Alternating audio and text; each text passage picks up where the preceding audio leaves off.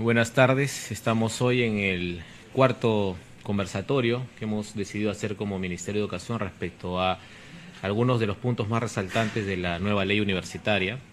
Estoy aquí con Eduardo García Sabroso, que es el jefe de Asesoría Jurídica del Ministerio de Educación, para comenzar a hacer esta primera exposición de la primera hora de la tarde. Eduardo. Muchas gracias, Juan Antonio. Efectivamente, como ustedes recordarán en las presentaciones anteriores, conversábamos sobre el marco legal, empezábamos hablando sobre el marco legal vigente que establece la rectoría del Ministerio de Educación en el ámbito universitario. Recordaremos también que este marco legal estaba compuesto por 4 normas. La primera de ellas, y la más importante, es la Constitución Política del país, específicamente en sus artículos 16 y 18, en los cuales, simplemente para resumir, establecen que el Estado supervisa la calidad de la educación, incluyendo el ámbito superior universitario, y el artículo 18 que establece que la ley fija las condiciones para autorizar el funcionamiento de las universidades. Recordarán también que en su momento decíamos que estos 2 artículos justamente son los que marcan la pauta de las funciones principales, de 2 de las funciones principales que tiene la superintendencia, ¿no? La SUNEDO. También tenemos como base legal para esta rectoría del Ministerio de Educación la Ley Orgánica del Poder Ejecutivo, que justamente establece que los ministerios ejecutan y también proponen las políticas nacionales, en este caso de calidad de la educación superior universitaria. Y también tenemos a la Ley Orgánica del Ministerio de Educación, que en su artículo 4 establece algo muy similar a lo que establece la Ley Orgánica del Poder Ejecutivo, que el Ministerio de Educación establece, dirige la política de educación. Y por último tenemos a la Ley General de Educación, que en sus artículos 5 y 79, establece esta facultad de establecer la política en educación. Por lo tanto, según la Constitución y las leyes que les he mencionado, el Ministerio tiene la rectoría en la política educativa, lo que también incluye el ámbito superior universitario. Por lo tanto, define, dirige y articula la política de aseguramiento de la calidad de la educación superior universitaria, formula normas y supervisa su cumplimiento y garantiza el derecho a una educación de calidad. La rectoría del Ministerio de Educación se ejerce en adelante como un rol garante de la educación universitaria. Al respecto, la ley universitaria en su artículo 1 establece que en la nueva ley universitaria se establece que el Ministerio de Educación es el ente rector de la política de aseguramiento de la calidad de la educación superior universitaria. Y por otro lado nos habla de la autonomía de las universidades cuando desarrollan sus actividades con autonomía en su régimen normativo de gobierno, académico, administrativo y económico. Al respecto, específicamente, el artículo 8 de la ley universitaria establece que la autonomía es inherente a las universidades y se ejerce de conformidad con lo establecido en la Constitución, la presente ley y la demás normatividad aplicable. Simplemente para hacer un resumen, diríamos que la ley universitaria garantiza la vital convivencia entre la rectoría del Ministerio de Educación y la autonomía universitaria a fin de lograr la mejora sustancial de la calidad educativa universitaria. Ahora bien, hablando específicamente del gobierno de las universidades, ustedes verán en la presentación que tienen también a vista que vamos a hablar de la Asamblea Universitaria, del Consejo Universitario, del rector, del consejo de facultad y de los decanos. Solamente para precisar que tanto en la asamblea universitaria, en el consejo universitario y en los consejos de facultad, el quórum es la mitad más 1 de los miembros hábiles. Muy bien, ahora hablemos específicamente de la asamblea universitaria. La ley establece claramente que la asamblea universitaria es el órgano colegiado que representa a la comunidad universitaria en su conjunto y se encarga de dictar las políticas generales de la universidad. ¿Cómo está constituida? Bueno, está constituida por el rector, quien la preside, como vamos a ver más adelante, los vicerrectores, que también vamos a ver más adelante, son 2, de manera obligatoria 1 por lo menos, pero son 2 en la mayoría de casos, los decanos de las facultades, que eso dependerá del número de facultades con los que cuente la universidad, el director de la escuela de posgrado, y representantes de los docentes. Acá quiero hacer un alto para, según la presentación también ustedes lo pueden visualizar, hacer la precisión que el número de representantes de docentes es igual al doble de la suma de las autoridades antes mencionadas. Por lo tanto, por ejemplo, si tenemos a un rector, a 2 vicerrectores y pongamos un ejemplo, 3 facultades, más el director de la escuela, estamos hablando de 7 docentes, el doble sería 14. Entonces se necesitaría en una universidad con 3 facultades y 2 vicerrectorados, 14 representantes de docentes. ¿Y cómo se conforman? Se conforman con el 50% de estos 14 de profesores principales, un 30% de profesores asociados de estos 14 como ejemplo, y un 20% de profesores auxiliares. Pero también lo conforma la asamblea universitaria representante de los estudiantes, que incluye estudiantes de pregrado y de posgrado, y constituye el tercio del total de miembros de la asamblea. Los representantes de pregrado deben pertenecer al tercio superior y haber aprobado como mínimo 36 créditos en lo que va de su carrera. También tenemos que conformar a la asamblea universitaria los representantes de los graduados y el representante de los trabajadores administrativos, con la salvedad que tienen participación con voz y sin voto. La ley también hace una precisión muy interesante, nos dice que pueden participar en la asamblea universitaria el secretario general de la universidad y el director general de administración, pero asisten a las sesiones teniendo derecho a voz, pero también sin voto. ¿Cuántas veces se reúne una asamblea universitaria? Bueno, la ley establece claramente que la asamblea se reúne en sesión ordinaria una vez cada semestre y en forma extraordinaria por iniciativa del rector o de quien haga sus veces en la universidad o de más de la mitad de los miembros del consejo universitario o más de la mitad de los miembros de la asamblea universitaria, según sea el caso, ¿no? ¿Cuáles son algunas de las principales funciones de la asamblea universitaria? Bueno, tenemos que aprueba las políticas de desarrollo universitario, reforma los estatutos de la universidad con la aprobación de al menos de 2/3 del número de sus miembros. También es una función acordar la constitución, fusión, reorganización, separación y suspensión de facultades y unidades de posgrado, escuelas profesionales y departamentos académicos, centros e institutos. También declara la revocatoria y vacancia del rector y los vicerrectores a través de una votación calificada de 2/3 del número de los miembros. Elige a los integrantes del Comité Electoral Universitario cada vez que haya elecciones y del Tribunal de Honor Universitario también. Designa anualmente entre sus miembros a los integrantes de la Comisión Permanente encargada de fiscalizar la gestión de la universidad y declarar en receso temporal a la universidad o a cualquiera de sus unidades académicas. Muy bien, pasemos ahora a hablar del Consejo Universitario.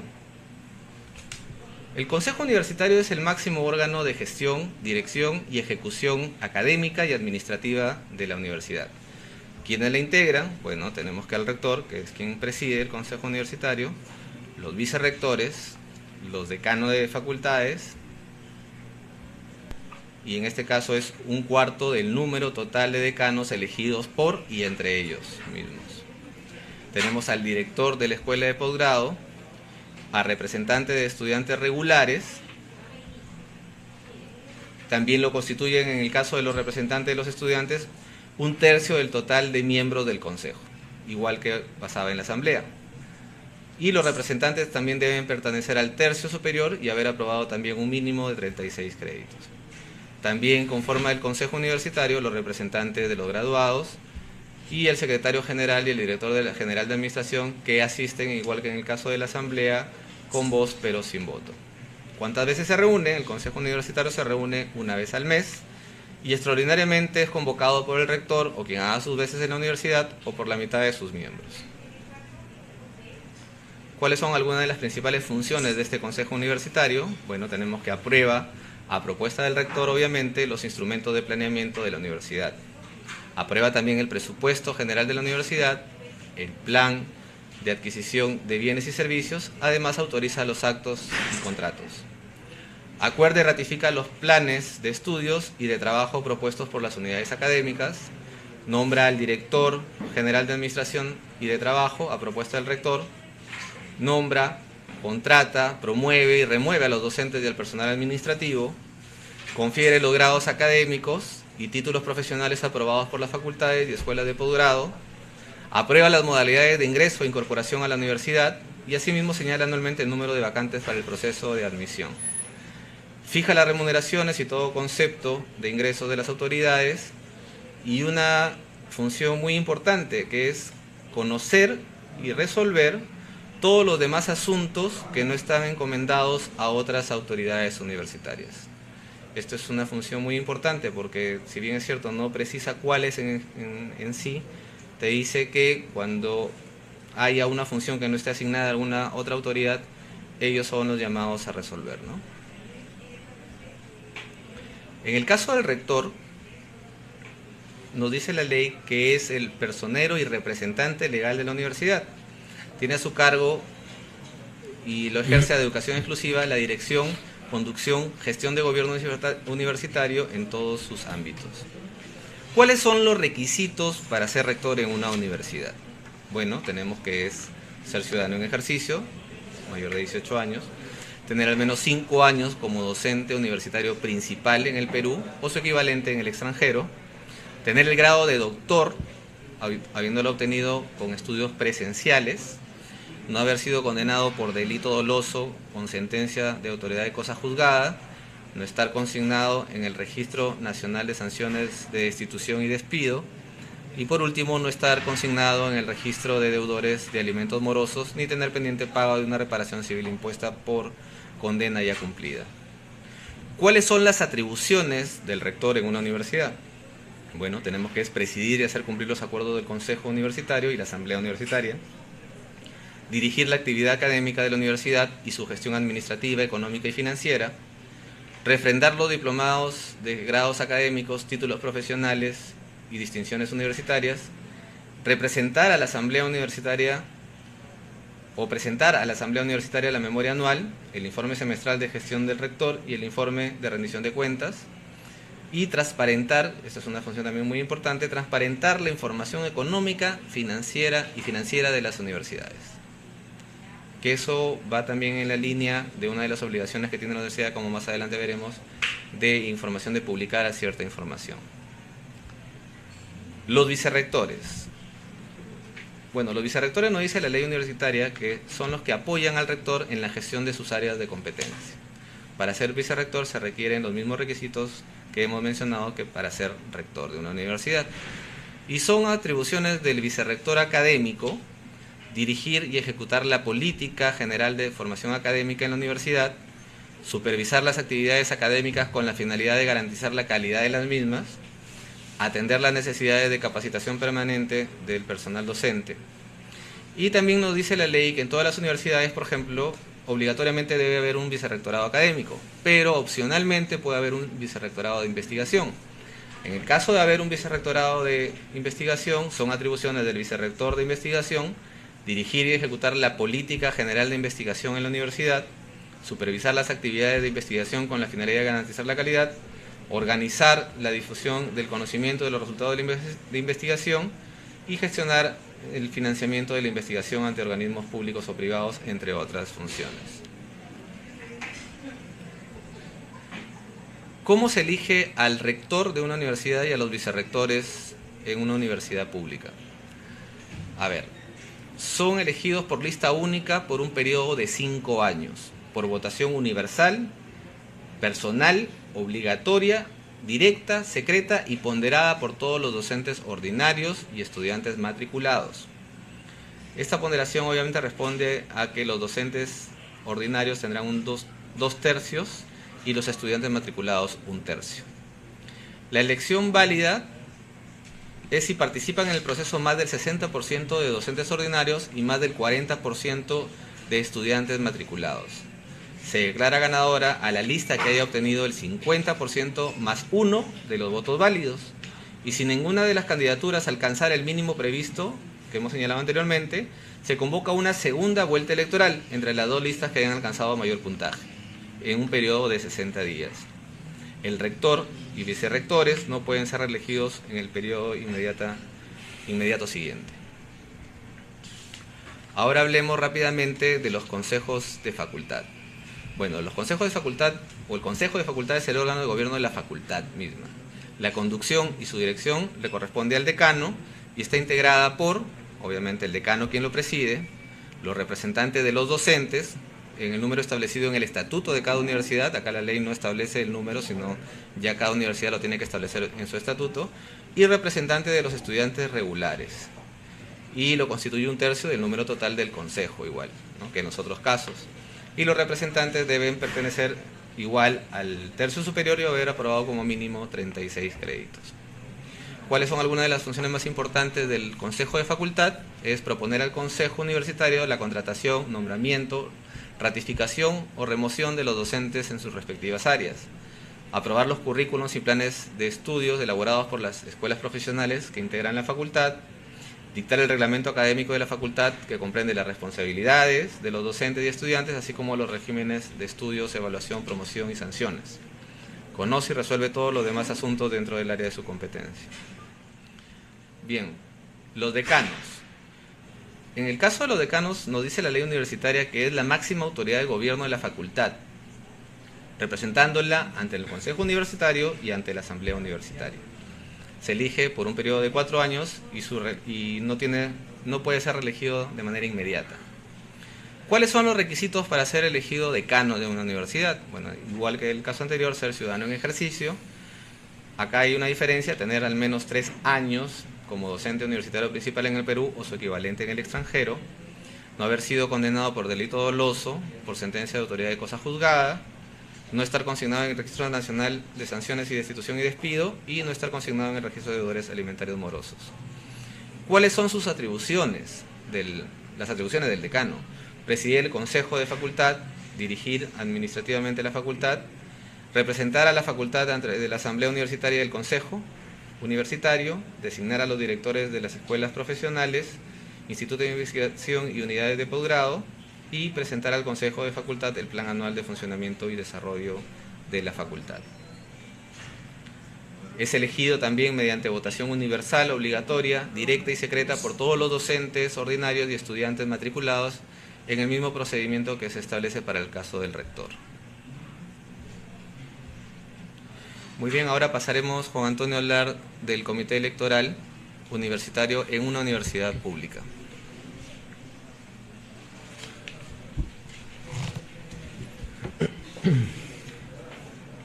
Bueno, gracias, Eduardo. La ley ha fijado, en el caso de las universidades públicas, determinadas condiciones para la implementación de muchos de sus artículos, que tienen que ver con el plazo, que tienen que ver con las características de las personas, con su número, y en el caso de las universidades privadas ha tenido una regulación un poco menor, menos exhaustiva, y eso lo vamos a ver más adelante. En el caso del Comité Electoral Universitario de la universidad pública, se tiene que, por ejemplo, este comité electoral debe ser elegido por la Asamblea Universitaria en un plazo que no debe ser menor a 6 meses antes de cada proceso electoral. Lo que hay que señalar es que estamos hablando aquí de lo que dispone la ley para un proceso electoral, digamos, ordinario. No estamos refiriéndonos al proceso electoral en el que están inmersas en este momento las universidades públicas a raíz de la implementación de la primera disposición complementaria transitoria de la ley universitaria, que dispone este proceso de elección de nuevas autoridades en el marco de la ley y en el marco de los requisitos que se han establecido para precisamente ser autoridades, como ha señalado Eduardo hace un momento. Este Comité Electoral Universitario está constituido por 3 profesores principales, 2 profesores asociados, 1 profesor auxiliar y 3 estudiantes, ¿no? Los miembros de estos comités electorales no pueden ser reelegidos. Como todos los comités electorales, tiene una autonomía, ¿no?, para la organización y la conducción del proceso electoral. La ley establece que se requiere del concurso de la Oficina Nacional de Procesos Electorales, de la OMPE, para garantizar la transparencia del proceso electoral, y se refiere, como decía yo, al proceso electoral general, que es el que va a partir de la vigencia de esta ley, tanto como al proceso electoral en el que se hayan incluidas o inmersas ahora las universidades públicas a partir de la primera disposición complementaria transitoria. La OMPE ya ha establecido una resolución jefatural, ¿no es cierto?, en la que da cuenta de los lineamientos generales que deben seguir las universidades públicas para implementar adecuadamente la ley. Esto ha sido también gracias a un trabajo coordinado que hemos desarrollado con la Oficina Nacional, y además con mucha apertura y colaboración de sus autoridades para precisamente ayudar en los casos en los que la ley eventualmente no ha llegado, precisamente por sus características normativas, a regular, porque esto corresponde a unos niveles menores normativamente. La resolución jefatural de la OMPE es la que llena ese vacío, sin perjuicio de las facultades que tienen las autoridades a las que ha hecho mención Eduardo, de también hacer interpretaciones en el marco de la autonomía que tienen de gobierno para mejor aplicar la ley. Lo que no puede es dejar de aplicarse la ley, ¿no? Pero se pueden establecer mecanismos, digamos, que compensen algunas debilidades que puede tener la ley o que compense el hecho de que, por ejemplo, existan algunos plazos o periodos de tiempo que han sido sobrepasados de alguna manera para el desarrollo del proceso electoral, y entonces las autoridades, en este caso el Consejo Universitario, que es el órgano de gobierno, digamos, que permanece a partir de la ley rigiendo los destinos de la universidad pública, es el que está llamado a llenar estos vacíos. Entonces, vamos a llegar al punto, creo que eso es importante en el caso de las autoridades de gobierno, que es el tema de las causales de su vacancia. Las causales de vacancia de las autoridades son el fallecimiento, la enfermedad, la renuncia expresa, la sentencia judicial por delito doloso emitida en última instancia, es decir, no el inicio de un proceso, sino el hecho de que efectivamente esté sentenciado.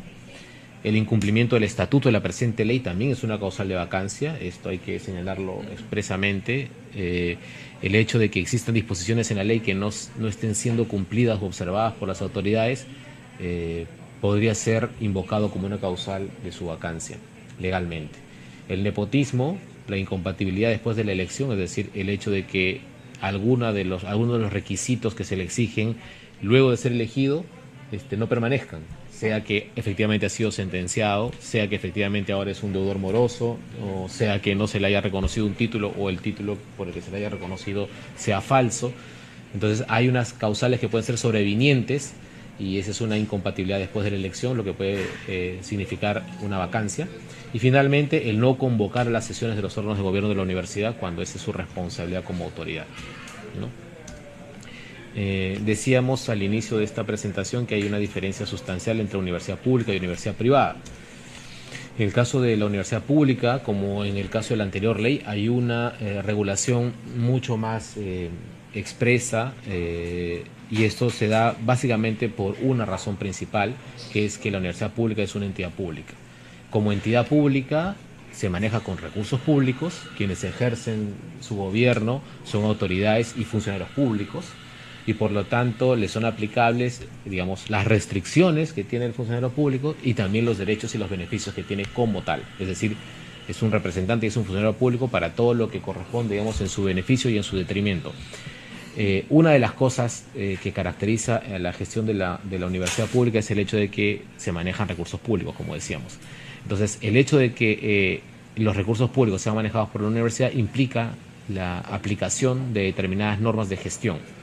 Esas normas de gestión que tienen que ver con los sistemas de tesorería, de presupuesto público, eventualmente hasta de endeudamiento, si es que la universidad puede llegar a endeudarse o es beneficiaria de una deuda pública, ¿no?, de un crédito, además de donaciones de cualquier índole. Estas características en la universidad pública hacen que el manejo de esos recursos esté más restringido y limitado como cualquier otra entidad pública, a diferencia de la universidad privada. Y es por eso que la regulación es más expresa y más detallada. El patrimonio universitario, entonces, está constituido por estos bienes y rentas que perciben, digamos, de inicio. Por ejemplo, cuando se constituye una universidad pública, recibe por lo pronto un bien inmueble donde pueda funcionar, o un terreno en el que pueda construir un bien inmueble, recibe probablemente con los recursos, puede adquirir los laboratorios, la maquinaria, puede contratar a los docentes, y todo esto constituye el patrimonio de la universidad, y como patrimonio es un patrimonio público. Entonces, como patrimonio público le caben todas las limitaciones para su uso, para su disfrute, que corresponde a cualquier entidad pública. Como habíamos señalado, las universidades están comprendidas en este Sistema Nacional de Presupuesto y Control del Estado, lo que implica normas del MEF, lo que implica normas de Contraloría General de la República, y lo que implica, además, también hay que señalarlo, las responsabilidades a las que estamos circunscritos solo los funcionarios públicos. Los funcionarios públicos somos los únicos ciudadanos que somos pasibles de ser denunciados por una responsabilidad administrativa. La responsabilidad administrativa es privativa del funcionario público, lo mismo que la responsabilidad ética en función del Código de Ética de la Función Pública, ¿no? Y adicionalmente existen incluso algunos delitos, ¿no?, que solo están tipificados para el caso de los funcionarios públicos, porque solo ellos pueden cometerlos, o constituye un agravante para un delito general el hecho de ser un funcionario público, ¿no? Existen muchos ejemplos, vamos a mencionar algunos. Por ejemplo, el uso de los recursos destinados a programas sociales, ¿no?, Cuando es cometido por una autoridad pública es un agravante, ¿no? Porque lo puede utilizar también un proveedor, un tercero, un proveedor privado. O, por ejemplo, existen delitos que solo pueden ser cometidos por autoridades públicas, como el abuso de autoridad. El abuso de autoridad es un delito típicamente de funcionario público. No puede incurrir en ese delito ninguna persona natural que no ejerza función pública. Entonces, estos sistemas de control, ¿no? Que tienen que ver con la Contraloría, con el Código Penal, con el Código de Ética de la Función Pública, con las normas de administración pública que regulan el funcionamiento de todas las entidades y en específico de las universidades, están diseñadas para efectivamente cautelar los objetivos que tiene la inversión pública que se realiza para la constitución de un centro de educación superior universitaria.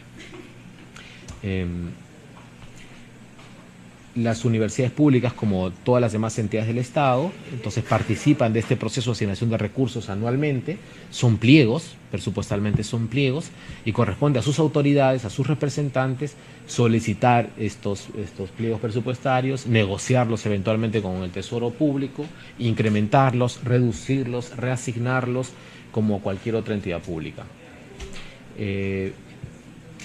En este contexto de la reforma, el Estado ha previsto el diseño y la implementación de nuevos mecanismos y herramientas que puedan incentivar y mejorar la calidad y el logro de resultados en el servicio educativo.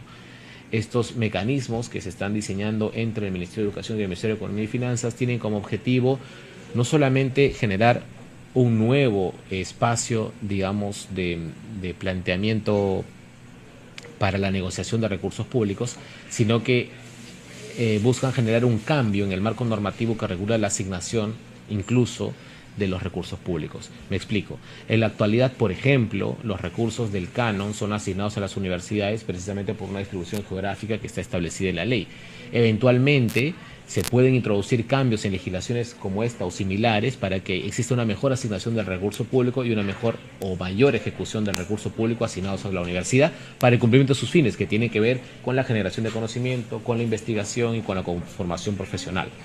Adicionalmente, mecanismos que ya están previstos en la ley, como la reforma del sistema de acreditación, permite generar también incentivos, eventualmente fondos concursables, fondos rotatorios, para que las universidades públicas puedan acceder a mayores recursos que puedan ser utilizados en planes de desarrollo institucional que tengan un impacto positivo en la generación de conocimientos o en la mejora del proceso de formación profesional de los usuarios, de los ciudadanos.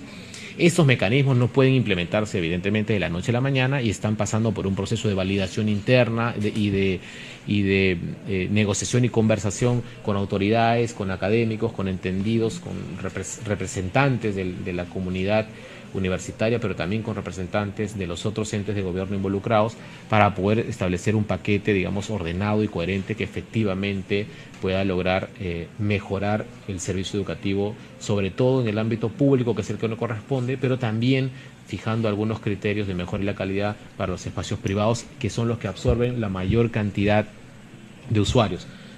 Más del 50%, evidentemente, de los usuarios del Servicio Educativo Superior Universitario están en el ámbito privado, ¿no? Pertenecen a la universidad privada. Entonces, no podemos hacer o no se puede plantear reformas que tengan impacto solo para una minoría o para la mitad. Las reformas tienen un impacto en su totalidad y están pensadas también para el ámbito privado.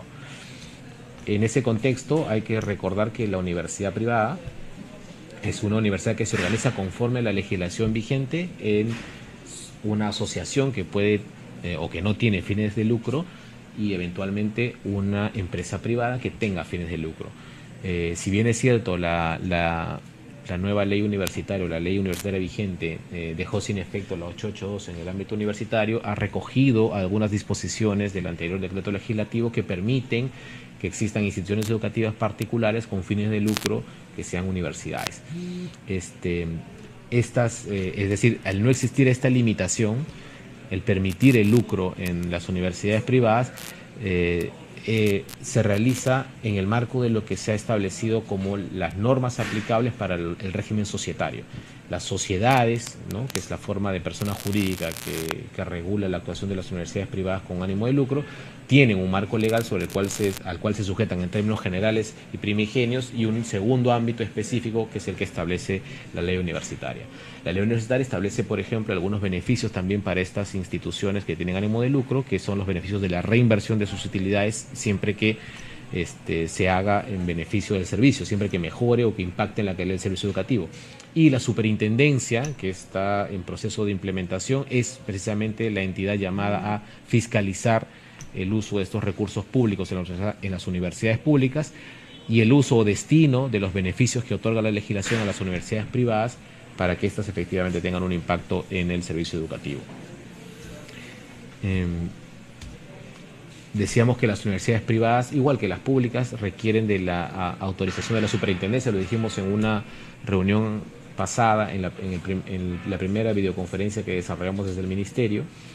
Y está claro además que la ley señala el hecho de que la persona jurídica solo puede exclusivamente promover una institución universitaria. Es decir, no puede haber una suerte de holding o una sola persona jurídica que tenga dos o más universidades. Las personas jurídicas se identifican como promotoras de una sola universidad. Respecto a los beneficios que otorga o los bienes y los beneficios que tiene la universidad privada, siempre que sean utilizados para fines exclusivamente del servicio educativo, constituyen parte de la universidad. Ha existido una suerte de de vacío normativo en lo que respecta a algunos bienes que poseen las universidades como si fueran dedicados al servicio universitario o al servicio educativo, pero que efectivamente no han sido utilizados para eso. No ha habido un ente ni una entidad que se encargue de supervisar que efectivamente ese patrimonio que se va incrementando en la universidad privada o a veces pública también sea destinado solo al servicio educativo, que es la finalidad para la cual han sido constituidas ambas. Esa es una labor que desarrollará la superintendencia, ¿no?, para que efectivamente las universidades no sean sociedades o asociaciones que se dediquen a actividades complementarias o incrementen su patrimonio con actividades que no tienen que ver con el quehacer educativo. Para esos casos deberán constituirse como otras actividades comerciales u otras actividades asociativas, pero no como en el caso de la universidad. En ese contexto, la Superintendencia de Educación Superior Universitaria y la Superintendencia Nacional de Administración Tributaria, la SUNAT, se encargan de fiscalizar en conjunto el uso de los recursos públicos, ya sea que sean presupuesto público junto con la Contraloría, ya sea que sean presupuesto o recursos públicos obtenidos por beneficios, como en el caso de las universidades privadas. Finalmente hay que señalar que en el caso de las universidades privadas, los beneficios que se le han venido otorgando se les da por ser institución educativa porque constitucionalmente el marco legal así lo permite, ¿no? Hay una protección a la inversión privada en el sentido de promoverla para precisamente llegar a una mayor cobertura y a una mejora en la calidad. Hay un incentivo a la inversión privada y hay un reconocimiento de ciertos beneficios tributarios a nivel constitucional que esta ley recoge y reconoce y que el Ministerio de Educación, a través de su proyecto de ley de creación de la superintendencia, también mantiene, ¿no? El estatuto de las universidades es la norma que regula su actividad diaria, su actividad permanente, y ese estatuto es un acto autodeterminativo, es decir, le corresponde a la comunidad universitaria elegir a sus representantes de asamblea estatutaria y dictaminar su propio estatuto. En el caso de la universidad privada es lo mismo, la única diferencia es que no se regula de manera expresa los órganos de gobierno que constituyen la universidad privada. Sin embargo, las autoridades de la universidad privada deben tener los mismos requisitos y condiciones que se le exige a las autoridades de la universidad pública. Una diferencia notable puede ser que en el caso de un rector de universidad pública es elegido y en el caso de una universidad privada es designado, ¿no? Pero las características, las condiciones y las facultades o los derechos y obligaciones que tiene son los mismos. Finalmente, quisiéramos resaltar el hecho de que la ley universitaria establece una serie de condiciones para el funcionamiento de las universidades públicas y privadas. Ya hemos llamado la atención sobre alguno de ellos cuando hemos hablado del proceso de licenciamiento, que es el que va a evaluar la superintendencia, pero queríamos hacer mención a uno muy especial, que es el tema de la información, Nosotros creemos como Poder Ejecutivo que mientras mayor y mejor información tenga el usuario, puede tomar mejores decisiones. En ese contexto, el mercado educativo del Servicio Superior Universitario tiene ahora unas exigencias que antes no existían respecto a la información que debe ser publicada y publicitada por las universidades, que tienen que ver con, si es una universidad pública, su texto único de procedimientos administrativos, sus planes institucionales y reglamentos, que son los documentos de gestión de la entidad, pero también las actas aprobadas y las decisiones que tomen los órganos de gobierno, tanto públicos como privados, los estados financieros de ambas, la relación de becas y créditos educativos disponibles, ¿no? Los programas de inversión o de reinversión que tengan aprobados o diseñados, los proyectos de investigación y los gastos o la inversión que se realice en esta actividad, la relación de pagos que se exigen a los alumnos para poder ser tales, el número de alumnos por facultades y programas, la conformación del cuerpo docente, por ejemplo, y el número de postulantes e ingresantes por año y por carrera. Este tipo de información, que es, digamos, un piso inicial para construir un sistema de información mucho más integrado, nosotros consideramos que es de mucha importancia para el usuario, es decir, el usuario directo que viene a ser el alumno, pero también para los padres de familia, que son, los principales promotores de sus propios hijos en el estudio o en la incursión a un nuevo estadio de formación profesional. Es necesario que las universidades dejen de ser en algunos casos una caja negra en la que pocos intervienen y de la que poco se sabe, para pasar a ser espacios en los que pueda surgir un debate alturado, coherente, donde se genere conocimiento, pero donde también sea posible hacer trabajos de investigación, pero también temas de decisión respecto a cuál es la calidad o el nivel educativo que se debe exigir a una universidad. Tenemos que pasar, como decíamos en el debate primero de la ley universitaria, del marketing a la información. Tenemos que generar un espacio diferente en el cual los universitarios y la sociedad en su conjunto podamos conocer en detalle dónde están nuestros recursos, si se trata de recursos públicos, o en qué se gasta lo que nosotros invertimos como usuarios, como consumidores, cuando se trata de un servicio privado.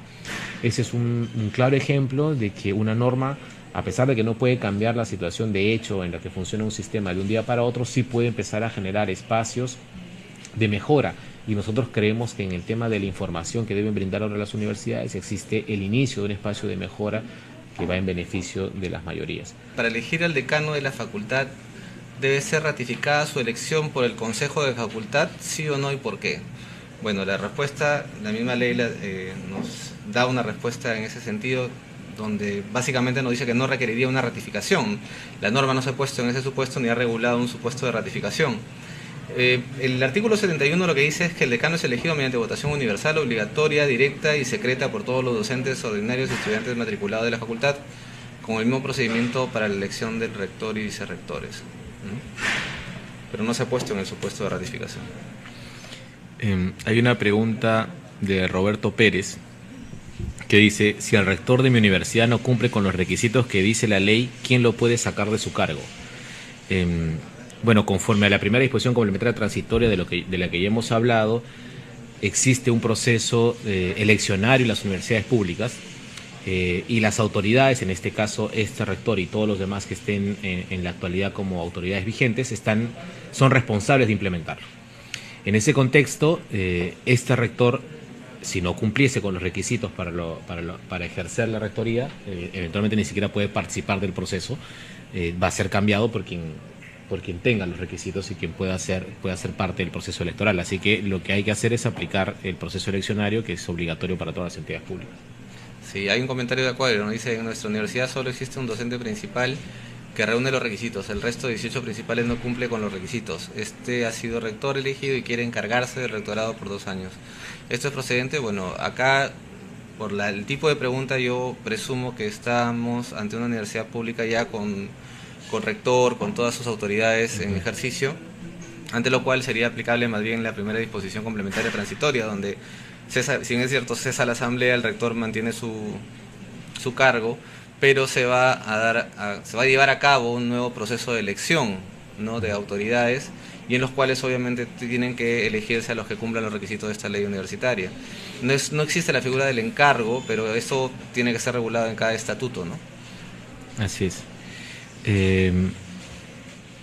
Luego hace una pregunta, hay un comentario de Julieta y dice, ¿cuál es la diferencia principal entre la Asamblea Universitaria y el Consejo Universitario? Dice que no le queda claro.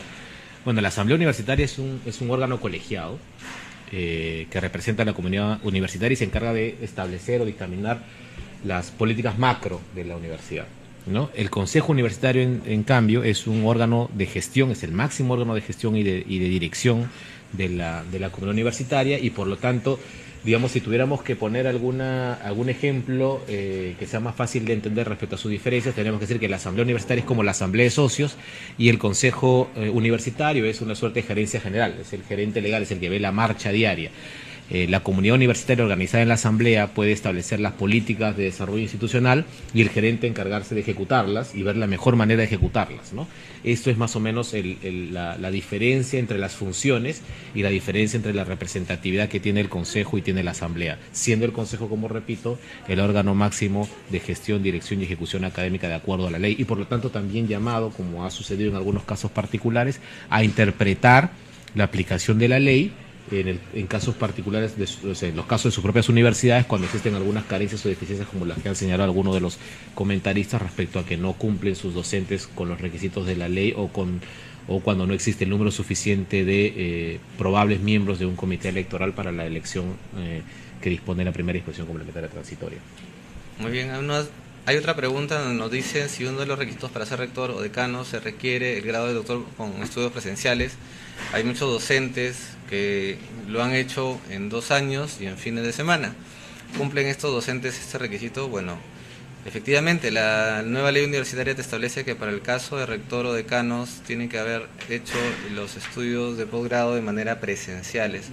Entiendo por la pregunta de que no ha sido esta la modalidad, porque si ha sido solamente en fines de semana, entiendo que hay una gran parte del doctorado de repente que lo ha hecho de manera virtual y justamente la norma lo que prevé para este tipo de cargos es que sea de manera presencial, ¿no? Hay un comentario que dice, ¿quién y cómo se eligen los representantes de los estudiantes? ¿Cómo evitamos que sea a dedo, ¿no? Bueno, los representantes de los estudiantes son elegidos por la propia comunidad universitaria, por los propios estudiantes. Cada uno de los estamentos de la universidad es representado y elegido por quienes representa finalmente. Entonces, el representante de los estudiantes tiene que cumplir con determinadas características, ser como ha dicho Eduardo, ser un estudiante regular, es decir, estar matriculado de más de 12 créditos, haber aprobado más de 36 y pertenecer al tercio superior. En ese contexto uno puede ser elegido representante de los estudiantes y el proceso de elección de estos representantes de los estudiantes está ya señalado en la ley universitaria y en la actualidad estamos pasando por un proceso eleccionario para estos representantes que son los que acuden a la asamblea universitaria y que también tienen una representación en el comité electoral.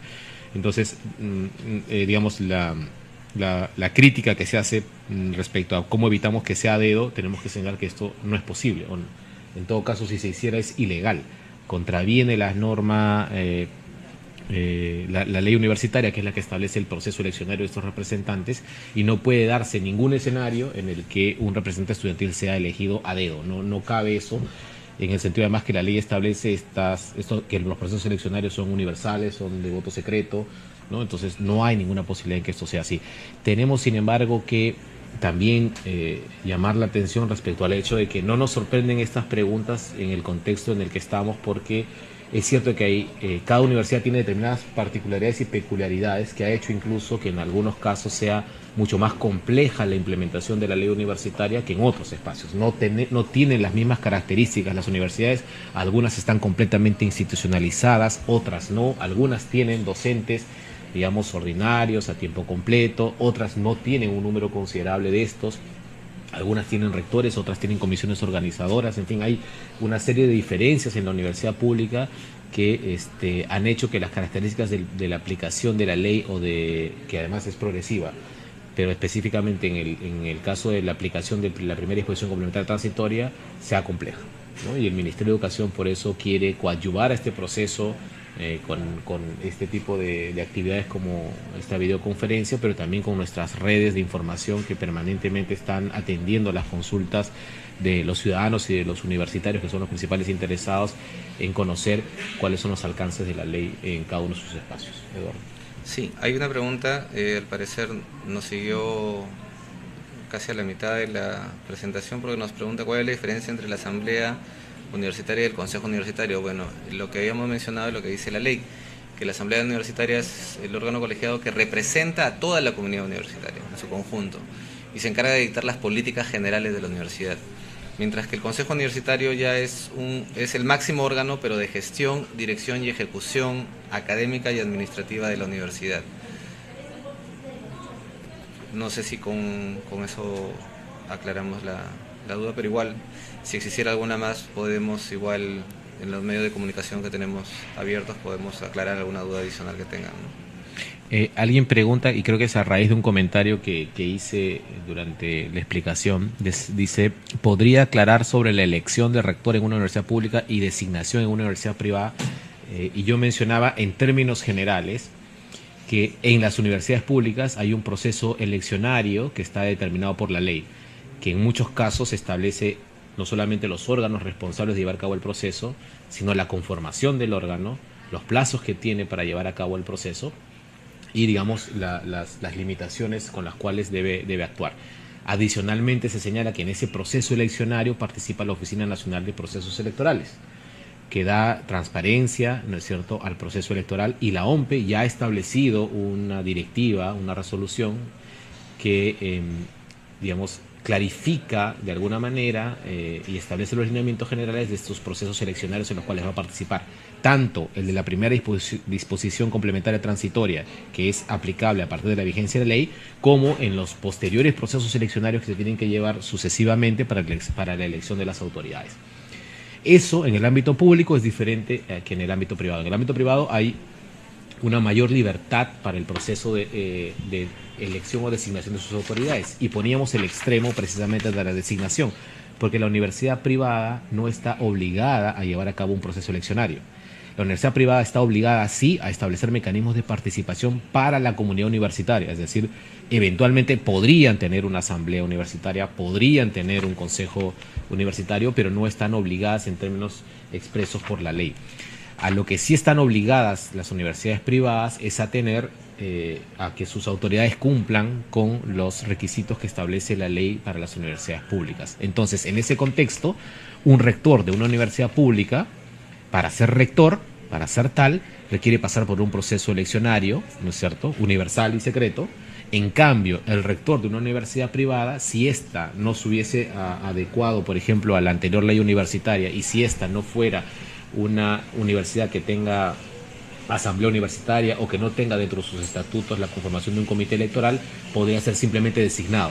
Podría ser como cualquier entidad privada, digamos, ajustada de acuerdo a los criterios de quienes son sus promotores o sus dueños o sus propietarios, a establecer en su estatuto cuál es el proceso para la designación del rector de cada una de sus facultades.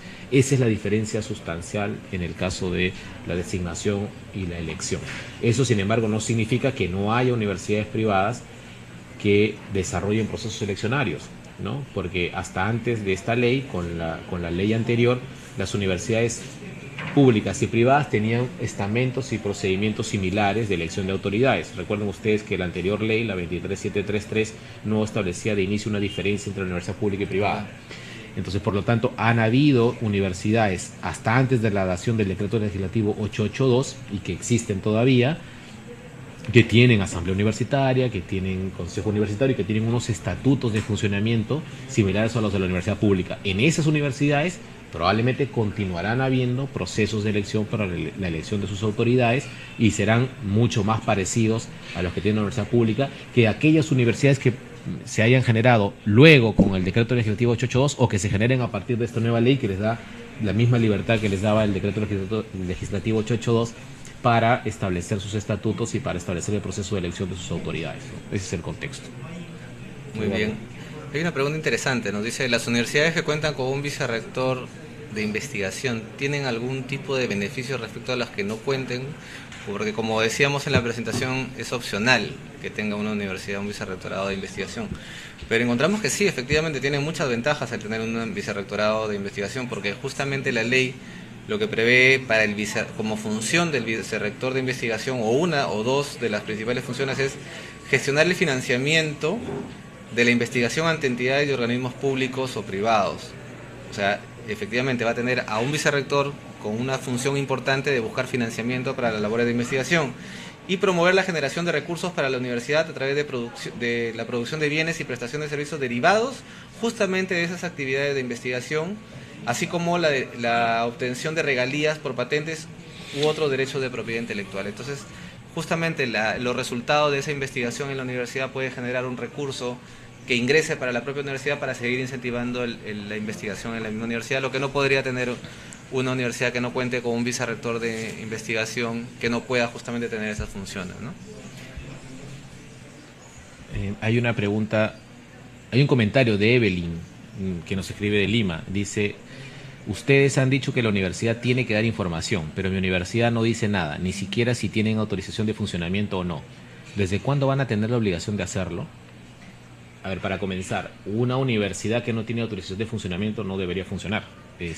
Lo que ha sucedido probablemente en los últimos años en el mercado educativo es que el hecho de que existan autorizaciones provisionales ha contribuido a que exista una mayor precariedad, una mayor debilidad institucional en el sistema educativo superior universitario. Existen universidades que tienen más de 12 años con autorización provisional, lo cual no ayuda precisamente a institucionalizar cada uno de estos centros. No estoy seguro entonces si la pregunta de Evelyn se refiere a que su universidad tiene una autorización provisional, es decir, aún no tiene una autorización definitiva, o si ni siquiera sabe si tiene una autorización definitiva. Hasta antes de esta ley, el ente, digamos, encargado de supervisar y fiscalizar el funcionamiento de las universidades era la Asamblea Nacional de Rectores. Como ustedes saben, la ley universitaria vigente dejó sin efecto los artículos y las leyes que definían las funciones de la Asamblea Nacional de Rectores y del Consejo Nacional para la Autorización de Funcionamiento de Universidades, en el entendido que la superintendencia y también el ministerio, a través de una dirección general, van a asumir esas funciones, las que correspondan, y van a ser a partir de ese momento los responsables de supervisar y fiscalizar el funcionamiento de las universidades públicas y privadas en el Perú. En este interregno, digamos, en este periodo que existe entre la dación de la ley y la extinción de la ANR, que se ha dispuesto en el plazo de 90 días, hasta la implementación de la superintendencia, es probable que se tenga esta sensación de que existe un vacío respecto a los sistemas de información oficiales para decir si una universidad está autorizada o no. Entonces, quien debería poder tener la información de si una universidad está autorizada o no es el registro oficial, que hasta antes de la ley lo tenía la Asamblea Nacional de Rectores. Y ustedes recuerden que hay una moratoria para la creación de nuevas universidades que está vigente. Por lo tanto, ni siquiera ahora con la nueva ley se pueden crear nuevas universidades aún. Entonces, esta universidad debería estar registrada ahí, que es un registro oficial que tiene la ANR en su página web. ¿Desde cuándo van a tener la obligación de poner toda la información a la que les obliga la ley? Bueno, desde el momento en que probablemente se elijan a las nuevas autoridades, porque la ley señala eso: una vez elegidas las nuevas autoridades, después de este proceso que dispone la primera disposición complementaria transitoria, estas nuevas autoridades elegidas son responsables de la implementación total de la ley. Decimos que hay una implementación total y progresiva porque es claro que algunos supuestos o algunas obligaciones que ya establece la ley universitaria no pueden ser cumplidos a partir de su vigencia solamente. Por ejemplo, el hecho de que los docentes tengan que tener el grado de maestro. La propia ley establece un plazo de 5 años para que todas las universidades cumplan con que su plana docente tenga el grado de maestro. Entonces es evidente que no todas las condiciones y requisitos se cumplen en la misma etapa. Sin embargo, nosotros creemos que en el caso de la información que están obligadas a poner, digamos, como de acceso público, podría ser exigible desde el momento en que la ley ha entrado en vigencia. Lo que no existe en este momento, porque hay un proceso de extinción para la ANR y un proceso de creación de la superintendencia, es una autoridad que pueda supervisar ese cumplimiento, que es responsabilidad de la superintendencia y que la superintendencia lo va a llevar a cabo una vez que comience a funcionar. Y como ha mencionado ya el ministro, nosotros esperamos que en el transcurso de las próximas 6 semanas podamos tener aprobado el reglamento de organización y funciones de la superintendencia y luego de eso empezar la implementación de la superintendencia como entidad pública, ¿no? Que requiere, pues, evidentemente, de personas y de recursos materiales y económicos para su funcionamiento pleno. Pero ese es el contexto. Y ya más como un consejo para Evelyn, debería recurrir a la información oficial que, como les he dicho, es de acceso público respecto de cuáles son las universidades autorizadas a funcionar. Segundo, yo no sé si su universidad es privada o pública, pero si fuese pública tiene también el derecho de acceso a la información pública regulado para poder pedir formalmente que se le entregue la autorización de funcionamiento de su universidad. Mencionarles a los demás que el sistema actual aprobado por la ley universitaria ha desterrado el tema de las autorizaciones provisionales de funcionamiento. A partir de la vigencia de la ley y con la superintendencia funcionando, no van a haber universidades que funcionen con autorización provisional. O tienen autorización definitiva o no la tienen. Y por lo tanto nos vamos a encargar como Poder Ejecutivo y como sector de supervisar que efectivamente quienes no estén autorizados a funcionar no funcionen y no ofrezcan el servicio.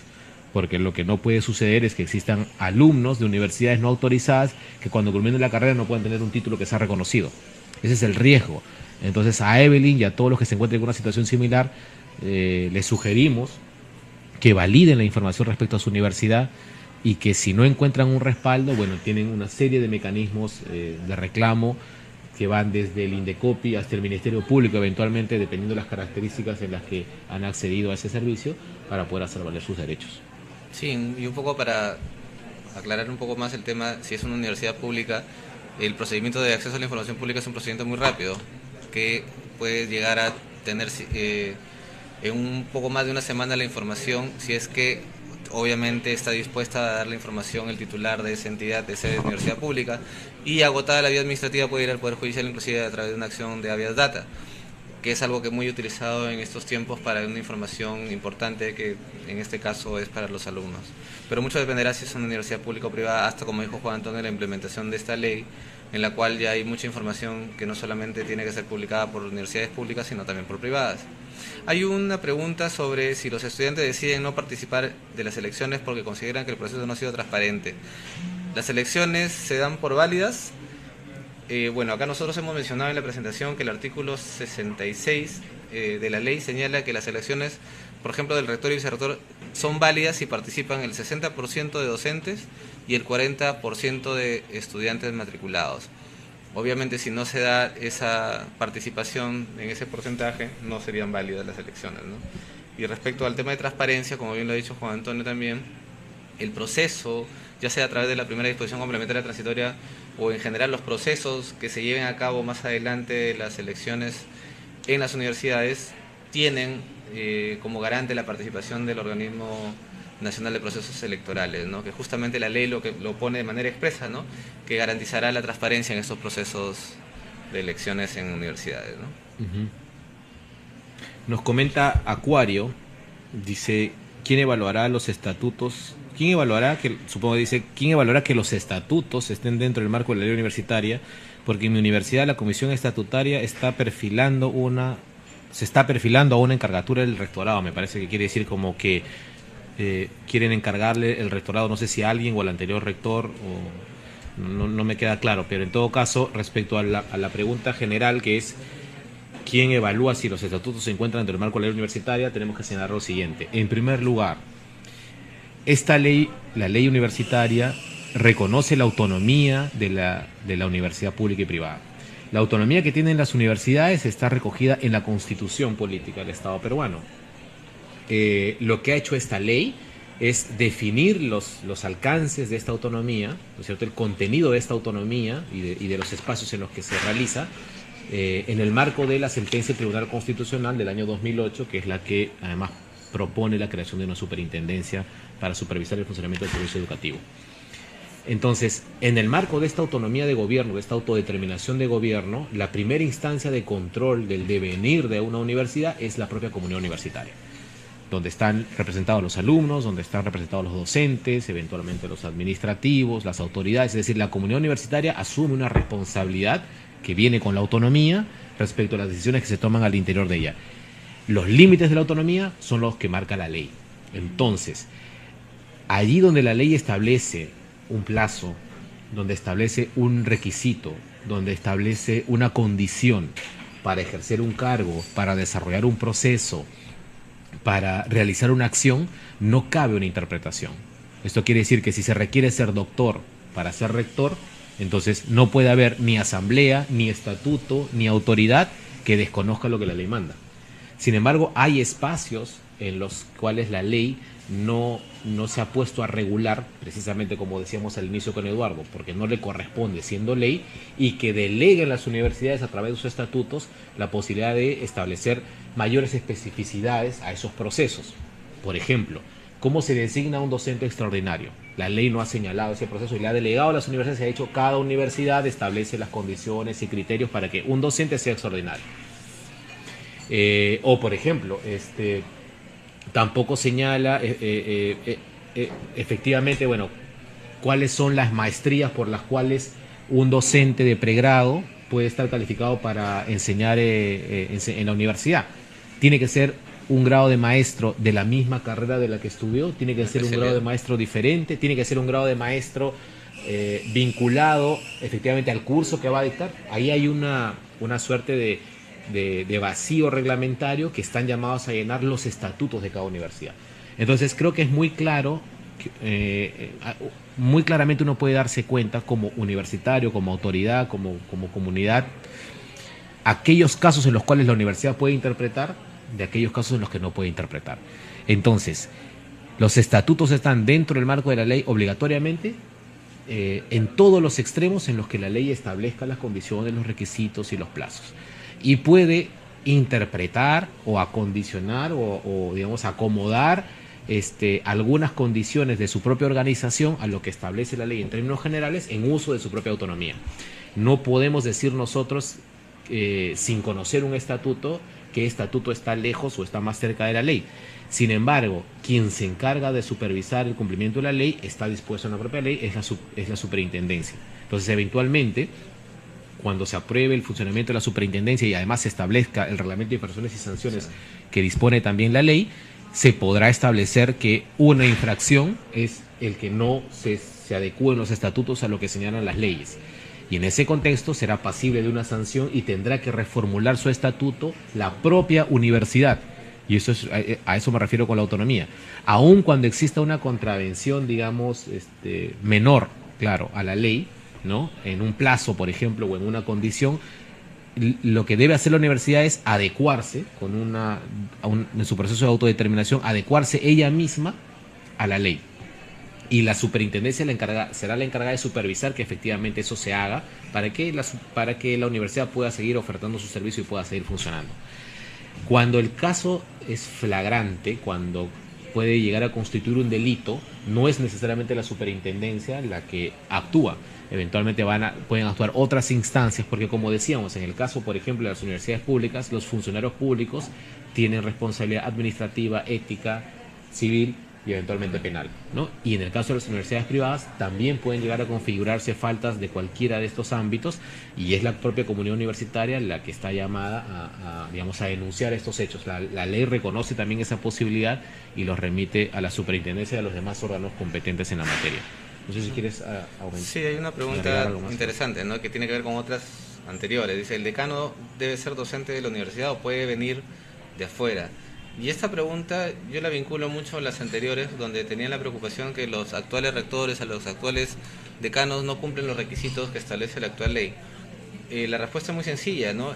Para ser docente principal, o sea, el requisito es que sea docente principal en el Perú o en el extranjero, con no menos de 3 años de la categoría. O sea, no necesariamente tiene que ser de la misma universidad las autoridades o las nuevas autoridades que se vayan a elegir. Pregunta, hay un comentario, dice,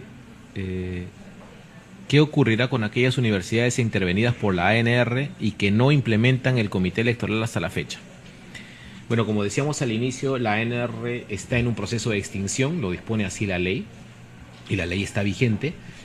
Este proceso de extinción debe culminar en 90 días desde la dación de la ley.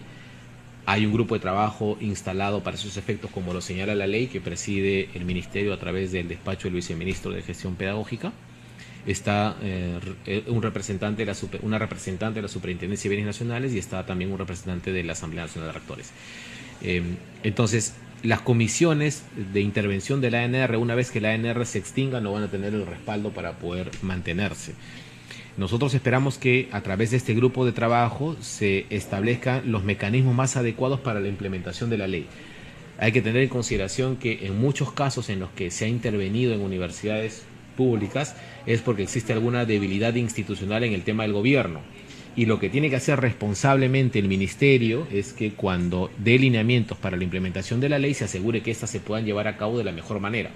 Entonces cada uno de estos casos tendrá que ser analizados de forma particular y sin embargo la respuesta general es, cumplido el plazo de extinción de la ANR, las comisiones no pueden depender de la ANR porque simplemente la ANR ya no existe, ¿no? Y no tiene funciones para seguir operando. Entonces, ese es un mensaje, digamos, que tenemos que transmitir nosotros formalmente, en el sentido de que no van a haber más comisiones interventoras tampoco, porque el Ministerio de Educación no está facultado para realizar procesos de intervención en universidades públicas ni privadas. Esa era una atribución que tenía la ANR y que una vez extinguida acaba con la ANR, ¿no? No está prevista ni para la superintendencia ni para el Ministerio de Educación. Eduardo. Sí, hay una pregunta también interesante, ¿no? Nos dice Yulisa, en el caso de los docentes de la especialidad de arte, para ser elegido decanos, ¿quién determina el reconocido prestigio? Lo que pasa es que efectivamente en el artículo 69.3 te dice que para ser decano se requiere tener el grado de doctor o maestro en su especialidad, pero te dice que se exceptúa este requisito a los docentes en la especialidad de artes de reconocido prestigio nacional e internacional. Y eso va en la línea de lo que tú mencionabas, Juan Antonio, porque efectivamente, o sea, el reconocido prestigio ya es un término muy genérico, muy subjetivo, pero que cada estatuto tiene que ir recogiendo para ver efectivamente el prestigio, bajo qué laudos o bajo qué tipo de premiaciones nacionales o internacionales está la universidad dispuesta a aceptar como válido para el requisito para ser decano en un docente de arte, por ejemplo, ¿no? Claro, como decía Eduardo, entre el reconocido prestigio y en ser muy conocido hay un margen muy amplio, ¿no? Y cada universidad está llamada a determinar exactamente qué es lo que hace que una persona cumpla con esta condición o este requisito y asume la responsabilidad además frente a la comunidad universitaria de decir quién es el que tiene reconocido prestigio. Hace una pregunta Herbert de San Juan del Urigancho, pregunta ¿por qué el representante de los graduados tiene voz y no voto? No toda la ley tiene una exposición de motivos de artículo por artículo en la que podamos asumir ciertamente por qué se han propuesto algunos artículos. No todos los artículos tampoco han sido propuestos por el Ministerio de Educación, algunos han sido trabajados en el seno de la Comisión de Educación del Congreso, porque ahí se aprueba el primer anteproyecto de ley, y luego han habido una serie de aportes de congresistas en el Pleno, ¿no? O incluso en los propios sectores al momento en el que conocimos del proyecto de ley, que han ido mejorando la redacción del proyecto y han ido incorporando algunas precisiones. Podemos prever, y me voy a aventurar a soltar una hipótesis, que el representante de los graduados tiene voz y no voto porque ya no es parte de la comunidad universitaria activa, ¿no? Es decir, es una persona que pasó por la universidad, que ya es un egresado, que como tal mantiene un vínculo, como lo mantenemos muchos de nosotros, ¿no? Que pertenecemos a una asociación de egresados, pero que sin embargo no estamos, digamos, inmersos en el devenir diario de la universidad como lo está un alumno. O sea, a un graduado probablemente no le afecta el incremento de las pensiones, y sí a un alumno. A un graduado no le afecta quién va a ser el nuevo decano, pero sí al alumno. Entonces probablemente en ese contexto el graduado tiene voz, es decir, tiene todo el derecho a opinar porque es su alma mater, es su casa de estudios original, y entonces puede mantener ese vínculo, además de afectivo, profesional con su universidad, pero sin embargo no debería votar porque probablemente los resultados de su voto no influyen más directamente en otros que en él, ¿no? Y sin embargo eso es, como digo, una hipótesis que no necesariamente está respaldada en la exposición de motivos de la ley, pero que creo que tendría lógica en ese contexto, ¿no? El graduado es alguien que ya no pertenece a la comunidad universitaria, no es parte del devenir diario de la universidad y por lo tanto, aun cuando puede opinar, no debería tomar parte en las decisiones que se involucran a los demás estamentos.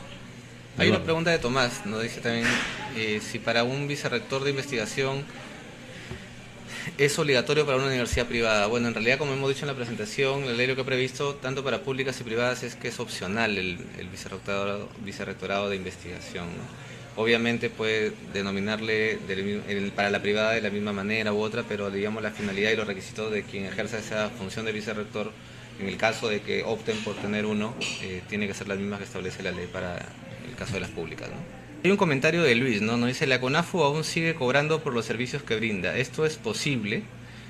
Bueno, en la ley universitaria claramente ha dejado sin efecto todas las disposiciones normativas que regulaban a la ANR y al CONAFU, y simplemente lo que hay es un periodo de cierre presupuestal patrimonial de la ANR incluido el CONAFU, pero las funciones que tenían, al no tener una base normativa, no le permite tener la competencia que antes tenía, y que inclusive antes de esta ley fue recortada por el propio Tribunal Constitucional, donde le decía que muchas de las funciones que tenía CONAFU ya no las tenía en realidad, y eso motivó justamente que ya no hayan más evaluaciones para nuevas universidades o nuevas autorizaciones. Obviamente la ley lo que hace es, frente a lo que dijo el tribunal, ya dejar sin base legal para el funcionamiento de la CONAFU y la ANR. Repito, eso solamente lo que prevé la ley es un plazo de 90 días para el cierre, más no la permanencia de ciertas actividades, pero que obviamente el tema específico de CONAFU no vemos, según la pregunta, no es muy clara respecto a qué servicios podría cobrar, porque por lo que entendemos no hay un servicio que en la actualidad debería estar dando el CONAFU, ¿no?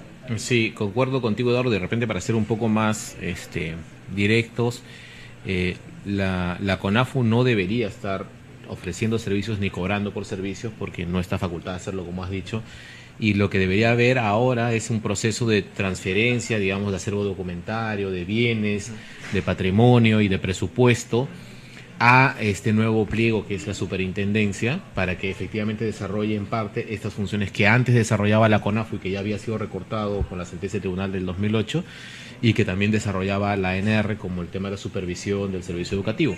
Entonces, estas funciones principales son las que está asumiendo la superintendencia, y una vez que se implemente totalmente las va a asumir de hecho. Sin embargo, legalmente ya la CONAFU no tiene ningún respaldo legal para poder seguir ofreciendo servicios o cobrando por esos servicios. Entonces ahí lo que de repente habría que señalar es que existe una responsabilidad, ¿no es cierto?, administrativa o de otra índole incluso, de aquellos funcionarios que estando en la CONAFU están, digamos, cobrando por una función que no tienen facultad para desarrollar. Quiero añadir un punto. Pregunta Ernesto López, dice: en el artículo 57 de la ley, inciso 2, se señala que los nuevos estatutos se tienen que remitir a la SUNEDU. ¿A qué se debe esto? ¿Será que quieren controlar a las universidades? Bueno, en algún momento ya hablamos de la superintendencia en nuestra primer videoconferencia. No voy a entrar en detalles, pero quiero decirle a Ernesto López que no tiene por qué pensar esto.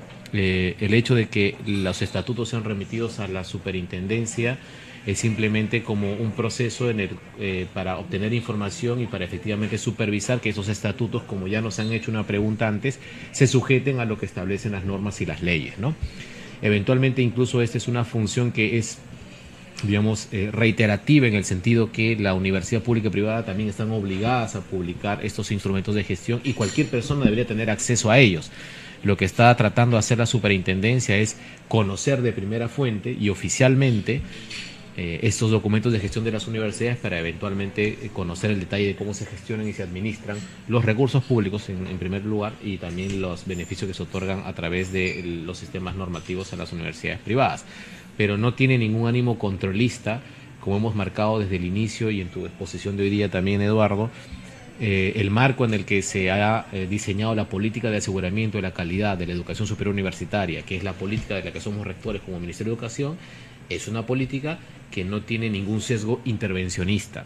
Es más, lo que hace la ley en el marco de esta política es precisamente reconocer la autonomía de las universidades y la responsabilidad de las universidades por implementar efectivamente la ley, ¿no es cierto?, y por adecuar sus estatutos a la nueva ley, incluyendo sus autoridades, sus docentes y sus propios alumnos, que también tienen que cumplir determinados requisitos para seguir siendo alumnos.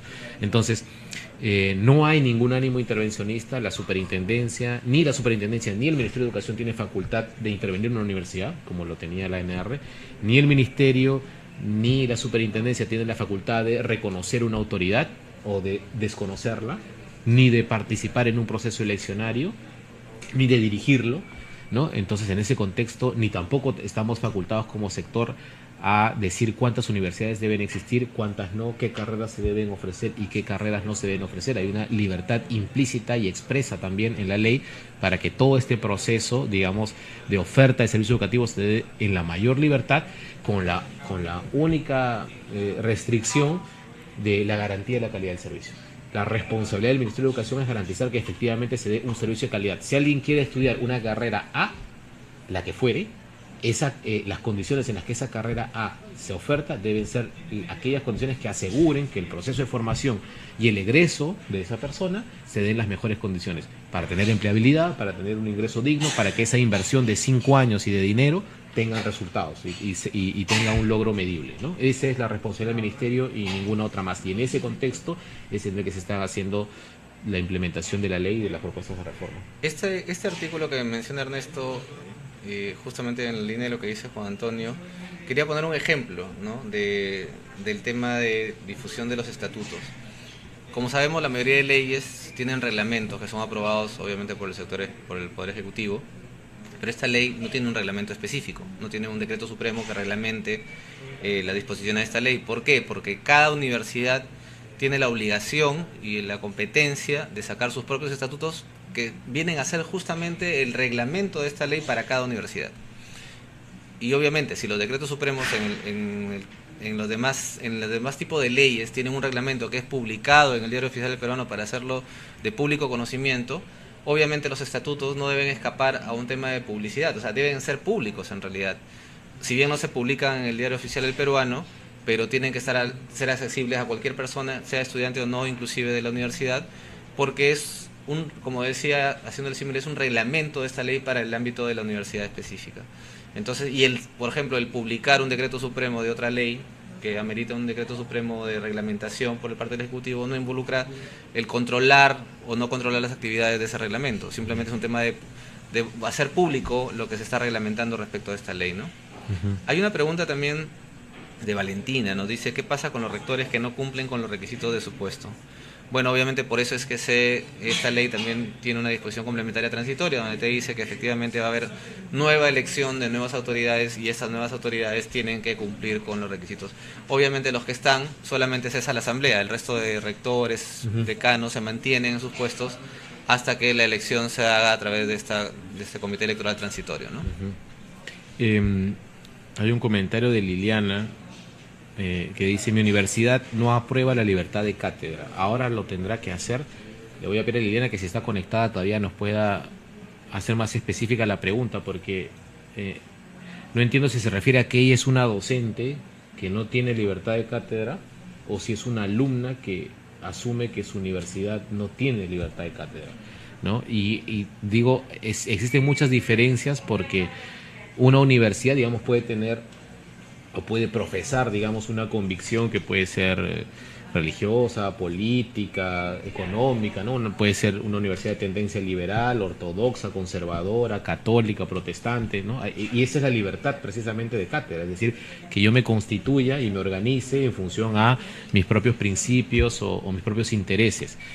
Sin embargo, no me queda claro si se refiere a que su universidad no le permite a ella dictar libremente algo que eventualmente esté contrario a los principios de la universidad, supongo, o si está asumiendo que la universidad en la que ella está no tiene libertad para ejercer la cátedra. Entonces le pediría que precise eso. Mientras tanto, podríamos ver el comentario de Pati Mena, que ya está relacionado con un comentario que hice yo anteriormente.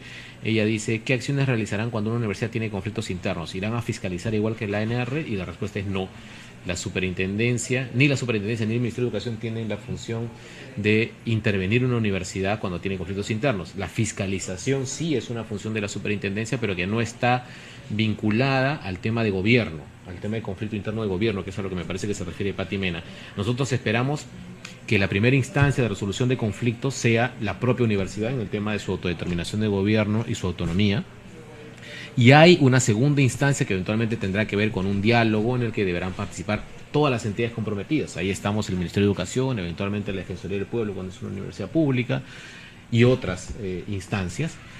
Y solo en un extremo, ¿no es cierto? Y solo si nos autorizasen legalmente como Poder Ejecutivo, podríamos intervenir. Mientras eso no exista, la universidad pública o privada no tienen ninguna posibilidad de ser intervenidas por el Ministerio de Educación o por la Superintendencia. No es un margen de actuación, una facultad que se haya previsto para el Ministerio, precisamente, como repito, porque se conoce y se respeta la autonomía de las universidades públicas y privadas. Hay una pregunta muy interesante, Juan Antonio, nos dice: estando vigente la ley universitaria 3220, ¿hasta qué punto es posible que una comisión reorganizadora total de la ANR implemente la reorganización de una universidad nacional obviando implementación de la ley universitaria 30.220. Bueno, esta pregunta es muy importante porque debemos partir diciendo de que la figura de la comisión reorganizadora, como tú bien nos has dicho, ya no existe, ¿verdad? O sea, la ANR tenía la facultad de intervenir en universidades, al extinguirse la ANR no se le ha atribuido esa función ni al ministerio ni a ninguna otra entidad, y por lo tanto, a diferencia, por ejemplo, de las comisiones organizadoras que sí están reguladas y recogidas, al igual que en la ley anterior, en esta ley, donde te dice expresamente que el Ministerio de Educación determinará quiénes son los que conforman una comisión organizadora de las universidades que se creen por primera vez. En el caso de las comisiones reorganizadoras, que entiendo que es justamente por un tema de conflicto en la universidad, asumen la administración y asumen la batuta y el buen llevar de la universidad durante esta etapa, donde también cesan algunas autoridades. Lo que tendrían que hacer hoy en día es más bien dar cumplimiento a la ley que está vigente, porque la ley anterior por las cuales, si bien es cierto, ellos podían conformarse e intervenir, ya no está vigente. Y la norma lo único que establece es que todas las autoridades, en este caso tienen, de las universidades públicas, que adecuarse a la primera disposición complementaria. Esto es conformar su comité electoral transitorio, generar la adecuación de sus estatutos y la elección de sus nuevas autoridades, con lo cual, con la elección de nuevas autoridades, obviamente ya la comisión reorganizadora no tendrá más funciones que hacer en esta universidad. Hay una pregunta de Urpi de Huancayo que dice: ¿por qué la ley permite el lucro en la educación? En Chile ya la eliminaron. Bueno, digamos, las situaciones y las particularidades de cada sociedad, de cada país, son eso, son particularidades, y cada una de las sociedades actúa conforme a estas condiciones, a estos entornos, ¿no? En la coyuntura actual, a pesar de que hubo parcialmente un debate respecto al lucro, no ha existido un debate de las dimensiones que han existido en Chile, en la dimensión en que la reforma en Chile se está proponiendo.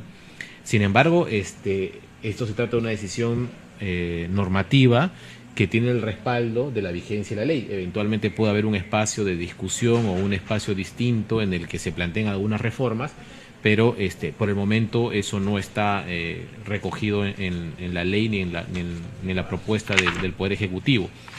¿Y por qué se permite el lucro en la educación? Bueno, primero porque el lucro en la educación fue, digamos, propuesto a raíz de una deficiencia en la cobertura del servicio educativo en todos los niveles. Recuérdese que el lucro en la educación se permite en el nivel básico, en el nivel de los institutos de educación superior, en el nivel universitario. La cobertura actual de la educación técnico superior o universitaria es de alrededor del 40%, es decir, existe un 60% de jóvenes entre 19 y 25 años que no accede a ningún tipo de formación superior, que culmina la secundaria y que eventualmente va al trabajo, ¿no? Va al sector productivo, pero que no se forma ni profesionalmente en la universidad ni profesionalmente en un instituto. Entonces, evidentemente, esto se puede deber a muchos factores, pero uno de esos factores podría ser la falta de cobertura. Entonces, el incentivo a la inversión privada en educación va aparejado con algunas condiciones favorables que tienen que ver probablemente con una de estas, que es el lucro en la educación. Es decir, que además eventualmente es la formalización de algo que también ha existido antes de la 882 y antes de esta ley universitaria. Los colegios privados o las instituciones educativas privadas, aun cuando no tienen un lucro, que es decir, la posibilidad de repartirse el beneficio adicional respecto al costo, ¿no? O sea, lo que es el lucro es: eso es lo que me cuesta operar, esto es lo que recibo, esto me lo puedo repartir legalmente, eso es el lucro. Pero cualquier institución privada, aun cuando no tenga ánimo de lucro, tiene que tener un superávit, porque si no, no se podría sostener en el tiempo, ¿no? Es decir, yo invierto determinado monto de dinero para poder operar, y necesito tener eso o un poco más para que eso sea sostenible. De lo contrario, es una institución que va a pérdida, ¿no? Y no sería sostenible. Tendría que ser pues un subvencionado, una subvención, o tendría que ser pues una beneficencia, ¿no? Entonces, en la mayoría de los casos, incluso las asociaciones que no tienen lucro tienen un remanente adicional de ingresos, que es lo que le permite subsistir como tal, ¿no? E ir mejorando incluso. E ir mejorando. Entonces, eso ha existido desde siempre en el servicio educativo y en otros servicios. Lo que ha hecho la 882 y lo que ha recogido nuevamente esta ley es formalizar eso. Y es decir, bueno, si tienes ánimo de lucro, te constituyes como empresa. Y como empresa pagas los impuestos que tienes que pagar, ¿no es cierto? Y te organizas como te tienes que organizar. Y este reconocimiento del lucro entonces es el resultado de un análisis o de un debate que se ha dado hace ya más de 20 años y que tiene que ver, en primer lugar, con una necesidad de la ampliación de la cobertura de la oferta educativa y segundo, con una necesidad de transparentar la forma en que se ofrecía el servicio. ¿Puede cambiar la situación? Puede cambiar. Evidentemente, esto no significa que esto no es inamovible, pero por el momento no estamos en el nivel de debate en el que, por ejemplo, está Chile, ¿no? Hay un comentario también al respecto, dice qué medidas se van a tomar para que las universidades asociativas, o sea, las que no tienen fines de lucro, inviertan los excedentes en mejora de la calidad de la educación en lugar de repartirlos como bonos entre sus miembros, como viene sucediendo en algunas universidades. Bueno, esto va en la línea de lo que tú mencionabas, ¿no? Efectivamente, los excedentes no tienen por qué ser repartidos menos en las universidades asociativas, porque no persiguen fines de lucro, o sea, no son utilidades esos excedentes. Las utilidades sí podrían ser repartidas en una universidad que sí tiene fin de lucro, pero en aquellas que son constituidas como asociativas, no. Todo tiene que ser reinvertido justamente en la mejora del servicio educativo. Y justamente por ello, frente a que anteriormente no existía alguien con competencia de supervisar esa reinversión, es que actualmente esta ley le da esa competencia a la Superintendencia Nacional de Superior Universitaria, pero anteriormente nadie supervisaba ello. La supervisión que había era por parte de la SUNAT respecto a aquellos excedentes que sí eran susceptibles de impuestos, pero en realidad para las asociativas, recién con la creación y la formalización, ya el inicio de operaciones de la SUNEDU, se podrá supervisar estas acciones, ¿no? Hay una pregunta, un comentario que dice, ¿qué oportunidades de inclusión tendrán los talentos formados en el extranjero y que quieran integrarse especialmente en las universidades públicas? Bueno, aquí hay que como que reconocer como dos estadios, ¿no? El primer estadio es el estadio interno, el que corresponde a la propia universidad, y es en esa propia autonomía de gobierno y de administración establece los reglamentos de ingreso, de ascenso, de incorporación a la carrera de docencia pública. Estamos hablando de universidades públicas, ¿no? Lo que hace esta ley, por ejemplo, es reconocer que los grados obtenidos o la experiencia obtenida por un docente puede haber sido en el extranjero, con lo cual formalmente, expresamente se abre el camino para que aun quien no se haya formado en esa universidad pueda ser parte de la universidad pública, ¿no? Eso en primer lugar. En segundo lugar, como parte de estas medidas de incentivo de las que hablamos hace un momento, está desarrollando el Ministerio de Educación y el Ministerio de Economía y Finanzas por mandato de la ley, se han previsto algunos mecanismos de asignación de recursos, que no va a ser probablemente a partir de este ejercicio fiscal 2015, pero probablemente en los subsiguientes, que tienen que ver con precisamente esto, ¿no? La movilidad que debe existir en la docencia universitaria para precisamente generar una mayor innovación. Es mejor la universidad que promueve internamente el intercambio de docentes con universidades extranjeras o la incorporación de científicos, de académicos peruanos o extranjeros que vienen a incorporarse a la universidad pública por sobre el resto de universidades que mantienen, digamos, una suerte de dominio de ex alumnos o de docentes respecto al manejo de la universidad. No hay universidades, no voy a mencionar los nombres, pero hay, digamos, lemas muy claros para universidades que te dicen tal universidad es para los egresados de esta universidad, ¿no? Entonces sí hay mecanismos en la ley y nosotros esperamos desarrollar otros que permitan precisamente el ingreso de personas formadas en el extranjero o de personas que tienen ganas de apoyar a la universidad pública para que se incorporen. Sin embargo, claro, probablemente este comentario también se refiera a cuánto eventualmente puede ser lo que percibe un docente universitario de una universidad pública. Entonces hay una serie de mecanismos y condiciones, digamos, complementarias para estos procesos de incentivos que no se pueden desarrollar de un momento a otro, pero que esperamos que progresivamente se vayan implementando. Ustedes recuerden que esta ley universitaria viene luego de 30 años de la anterior ley, ¿no? O sea, es un proceso de reforma que ha sido lento para el país en general, ¿no es cierto? Y que va a requerir un cambio en la cultura organizacional, tanto de la propia universidad internamente como de la comunidad que accede al servicio, ¿no? Tenemos que cambiar todos de actitud frente a eso y asumir la responsabilidad que nos corresponde por cada uno de estos retos que tenemos al frente. Entonces sí hay una previsión de mecanismos de incentivo para esa incorporación y esperamos que efectivamente hayan personas que quieran incorporarse tanto a la función pública en la universidad como a la función pública en general, ¿no? El Estado debe, como premisa, incorporar a personas que puedan realmente apoyar los procesos de reforma que se dan en todos los ámbitos del Estado. Ese es uno de los ámbitos de las entidades públicas que están en reforma, pero hay muchos otros ámbitos en los que es necesario el concurso de personas que tengan una formación o una experiencia o un grado académico reconocido internacionalmente, ¿no? Eduardo. Acá hay una pregunta interesante, dice, ¿cómo se eligen a los miembros de la Comisión Permanente de Fiscalización de las Universidades? Efectivamente, esa pregunta va un poco en la línea de la redacción que tiene el artículo 77 de la ley, porque el artículo te dice simplemente que esta Comisión Permanente de Fiscalización está integrada por 2 docentes, un estudiante de pregrado, un estudiante de posgrado, todos miembros de la Asamblea Universitaria. Pero efectivamente te dice quiénes pueden conformarlo, pero no cómo son la elección dentro del grupo total de universo de docentes o de estudiantes que conforman la Asamblea, quiénes son los que formarían parte de esta comisión. Y es ahí donde decimos que esta ley pues no es una ley reglamentaria, ¿no? O sea, es la parte de ya de cómo se efectiviza esta designación, tiene que estar en los propios estatutos, pero siempre respetando de que sean estos, las personas que sean elegidas, cumplan este requisito, que sean miembros también de la Asamblea, ¿no? Me pregunta Edwin, ¿cuáles son los fondos del Estado en que puede concursar una universidad pública? No vamos a hablar de todos los fondos porque debe haber un sinnúmero de fondos, además que no necesariamente tenemos como información oficial, pero para mencionar 2 fondos, hay un fondo de Concitec hecho para precisamente la mejora de la calidad del servicio educativo universitario, al que concursan con proyectos de investigación.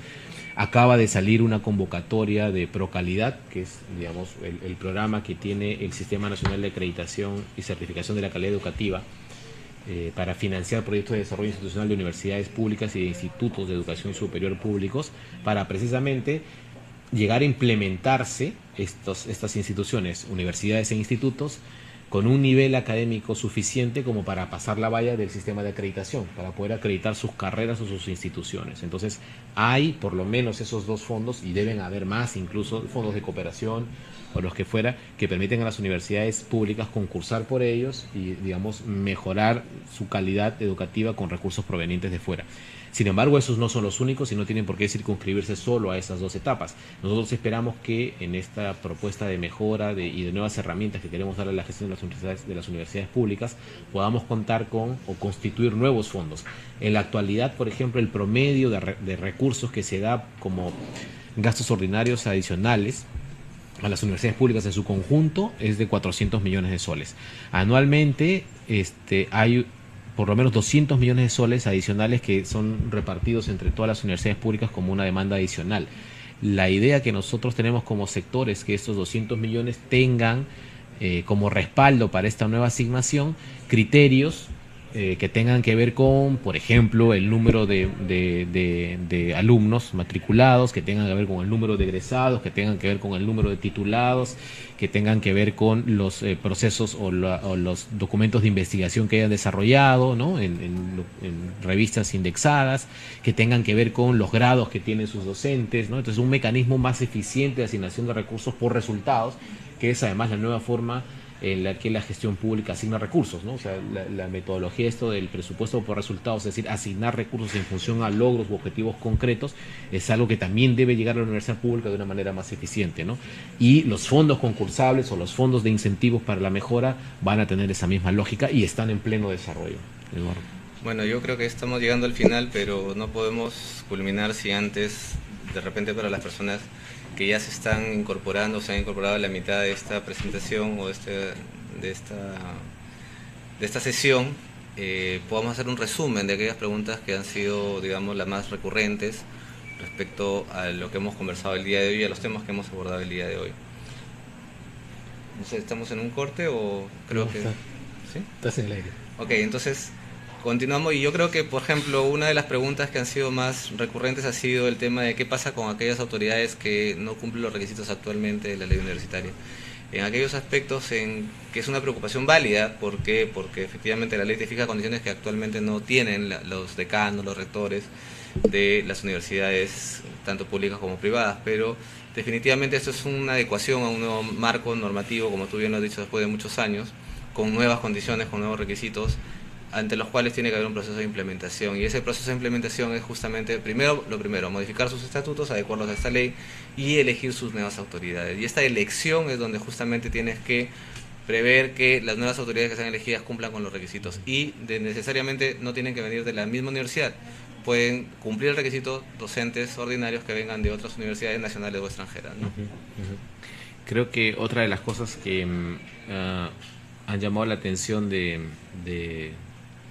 las personas que se han conectado es el tema de las diferencias que existen entre la universidad pública y privada y por qué es que existe una diferencia en la regulación de las universidades y eventualmente por qué existe también el ánimo de lucro, ¿no? Creo que una de las principales diferencias es, como mencionábamos en la exposición, el hecho de que las universidades públicas son entidades públicas y como entidades públicas están sometidas a los sistemas administrativos y los sistemas de control que tenemos todas las entidades públicas. Y las autoridades de las universidades públicas son funcionarios públicos y como tales también son pasibles de estos mecanismos de control y de sanción que tenemos los funcionarios públicos en general. Y el tema de por qué se permite o no el lucro, lo comentábamos de que en el contexto en el que se da esta ley no ha habido un debate profundo respecto a este tema, lo cual evidentemente no podemos descartar que se dé en algún momento, pero que no es la coyuntura actual ni el momento en que se dio la ley universitaria en el que el tema del lucro fuese un debate que tuviera la suficiente aceptación por lo menos como para ser aprobado.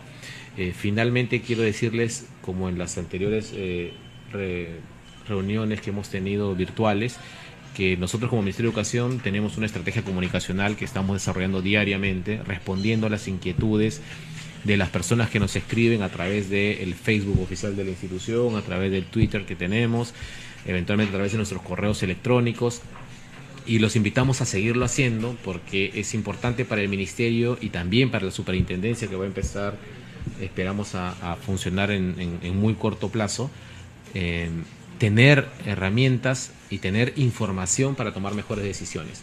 Entonces, la primera fuente de información respecto a la realidad universitaria nos la dan las propias universidades.